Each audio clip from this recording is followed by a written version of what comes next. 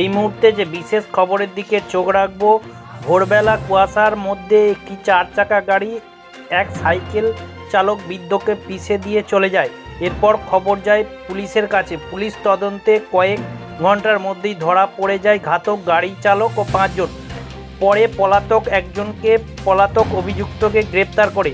তার সন্ধানে চন্দননগর কমিশনারেটের পুলিশ চিরুনি তল্লাশি চালাচ্ছেন। আজ অর্থাৎ শুক্রবার সকালে চন্দননগর মহকুমা আদালতে তোলা হবে এই অভিযুক্তরা হুগলি জেলার চন্দননগর পুলিশ কমিশনারেটের চন্দননগর থানার এলাকায় জ্যোতির মোড়ের কাছে জেলেপাড়ার বাসিন্দা। এই অভিযুক্তরা পুলিশের সূত্রে মারফত খবর, এরা সকলেই মদ্যপ অবস্থায় ছিল। এদের মধ্যে একজন মদ্যপ অবস্থাতে গাড়িটি চালাচ্ছিলেন। ঘাতক গাড়ি চালকটি চন্দননগর জেলেপাড়া লুকিয়ে রেখেছিল যাতে পুলিশ নজরে না পায়। হুগলির চন্দননগর থেকে প্রবীর বসুর রিপোর্ট, হুগলি বার্তা।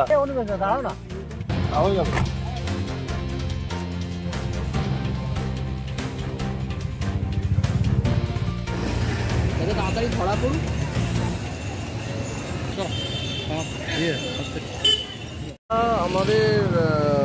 আমি ওইখানেই একটা স্কুলের টিচার, কাশেশ্বরী পাঠশালা যেটা মেয়েদের স্কুল আছে, সেই স্কুলের আমি টিচার। তো আমাদের স্কুল বসে 6:30, ঠিক তার আগেই এই ঘটনাটা ঘটে। তো তখন ওই একটু আগে আমাদের দূর থেকে একজন টিচার আসেন 6টার সময়, ওনার সামনেই এই ঘটনাটা ঘটে।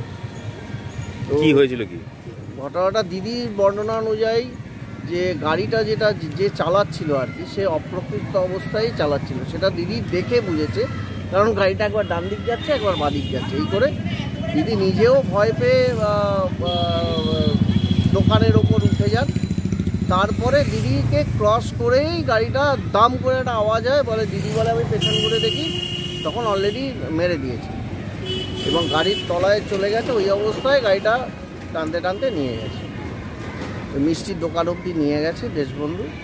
তারপরে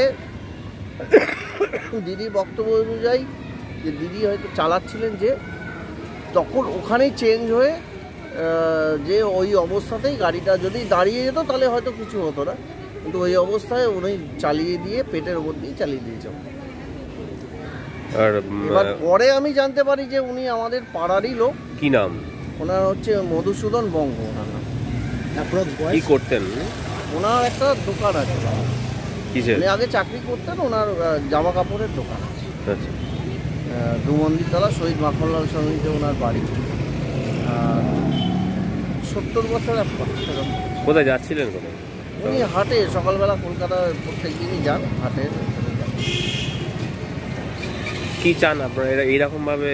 না, এর বিচার তো অবশ্যই চাই। এরভাবে যে যদি একটা, আজকে ধরুন ওনাকে মেরেছে, ওই সময় 2টো স্কুল অ্যাট এ টাইম বসে, বঙ্গবিদ্যালয় বসে ছেলেদের স্কুলটা, আর মেয়েদের স্কুলটাও বসে। অনেক বাচ্চা আছে, প্রচুর বাচ্চা আছে। আজকে যদি ওনার না ওই বাচ্চাগুলোর কিছু হতো, সেটারও তো একটা বড় ঘটনা ঘটে যেত। বাচ্চাগুলোর যদি কিছু হয়ে যেত। আপনার নামটা? আমার নাম হচ্ছে শুভময় সারা, টিচার।